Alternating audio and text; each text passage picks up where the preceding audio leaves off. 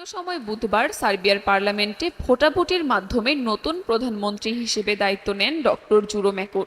রাজনীতিতে একেবারেই নবাগত এই মেডিকেল অধ্যাপককে নিয়ে পার্লামেন্টে ভোট ছিল মূলত আনুষ্ঠানিকতা। গেল নভেম্বর থেকে দুর্নীতিবিরোধী আন্দোলন দেশজুড়ে ছড়িয়ে পড়লে পদত্যাগ করেন সাবেক প্রধানমন্ত্রী মিলোস ভুচেভিচ।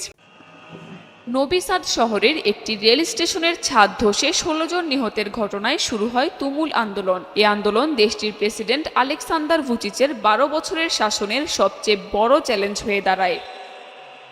বিক্ষোভকারীদের অভিযোগ, সরকারের অব্যবস্থাপনা ও দুর্নীতি এই বিপর্যয়ের মূল কারণ। দুর্ঘটনার জন্য দায়ী কর্মকর্তাদের বিচারের আওতায় আনার দাবি তাদের, যদিও এমন অভিযোগ বরাবরই অস্বীকার করে আসছেন প্রেসিডেন্ট ভুচিচ।